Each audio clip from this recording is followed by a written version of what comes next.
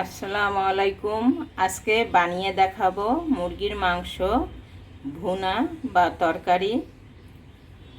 আজকে মাংসটা ভিন্নভাবে রান্না করব, পেঁয়াজ বাটা কাঁচামরিচ বাটা দিয়ে।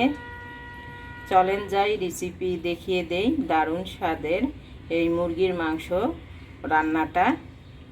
ভালো লাগলে লাইক কমেন্ট সাবস্ক্রাইব করবেন, আমার পাশে থাকবেন। আজকে বানিয়ে দেখাবো মুরগি কাঁচামরিচ পেঁয়াজ বাটা দিয়ে। এখানে দুইটা মুরগি নিয়েছি, পাকিস্তানি কক মুরগি, ভালো করে ধুয়ে পরিষ্কার করে নিয়েছি।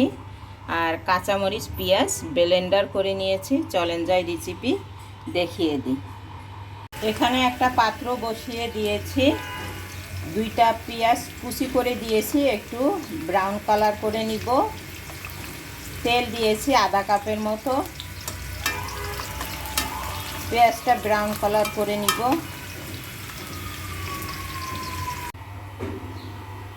মুরগির মাংসর জন্য আমি নিয়েছি ধনিয়ার গুঁড়া, লাল মরিচের গুঁড়া, হলুদ গুঁড়া, সামান্য জিরা, দুইটা শুকনা মরিচ। এখানে গরম মশলার গুঁড়ো নিব, আদা রসুন পেস্ট নিব। ব্রাউন কালার হয়ে গেছে, এখন আমি পেঁয়াজটা ঢেলে দিব। পেঁয়াজ বাটা কাঁচামরিচ পেঁয়াজ,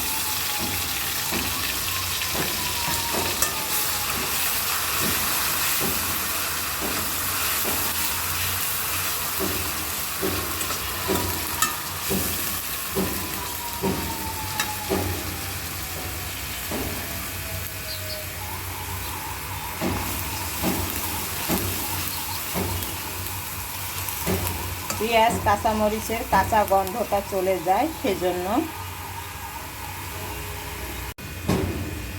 এখন দিয়ে দিব আদা বাটা 1 টেবিল চামচ,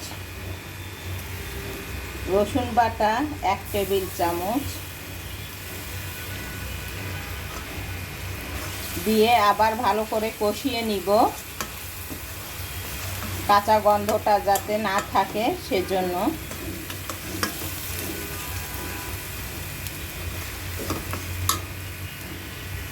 পেঁয়াজ আদা রসুন বাটা কাঁচামরিচ বাটা সব ভালো করে তেলের মধ্যে কষিয়ে নিলাম।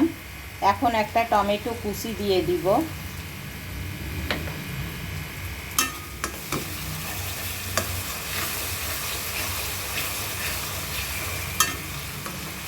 গুঁড়া মশলা দেওয়ার জন্য 1 কাপ পানি দিয়ে দিলাম। ভালো করে মশলাটা কষিয়ে নিব, মুরগির মাংসের মশলাটা। এখন আমি পানি ঢেলে 1 চা চামচের কম লাল মরিচের গুঁড়া দিব। কাঁচামরিচ দিয়েছি সেজন্য লাল মরিচটা দিব না বেশি। ধনিয়ার গুঁড়া 1 চা চামচ, হলুদের গুঁড়া 1 চা চামচ, 1 চিমটি জিরা, 2টা শুকনা মরিচ, 2টা তেজপাতা দিয়ে দিলাম। গরম মশলার গুঁড়ো 2 চা চামচ দিয়ে এখন ভালো করে কষিয়ে নিব মশলাটা। আমি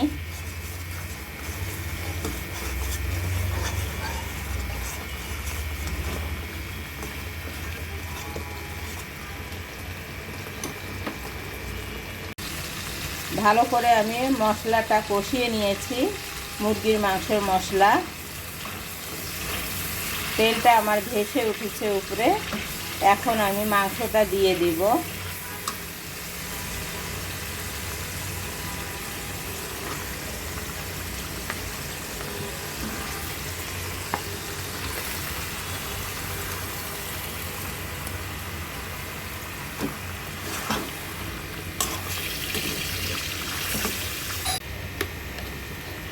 ভালো করে নেড়ে চেড়ে নিয়ে নিলাম।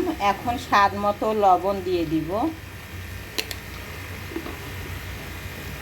দিয়ে আবার ভালো করে নেড়ে চেড়ে নিব। এখন ঢাকনা দিয়ে 5 মিনিটের জন্য রেখে দিব। 5 মিনিট হয়ে গেছে, এখন ঢাকনা তুলে দেখব।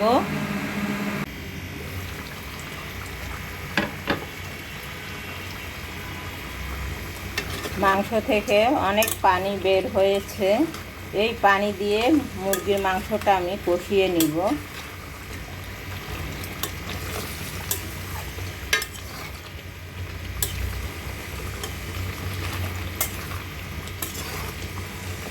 আবার ঢাকনা দিয়ে সিদ্ধ করব।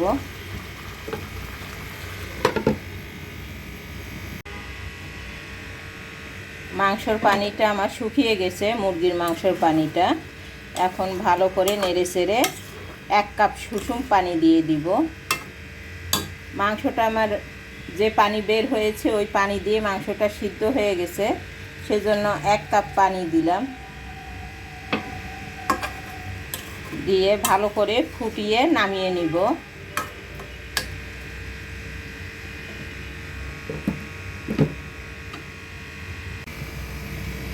মাংসটা আমার হয়ে গেছে, পানিটা ফুটিয়ে গেছে। নামানোর আগে 1.5 চা চামচ ভাজা জিরার গুঁড়া দিয়ে দিব।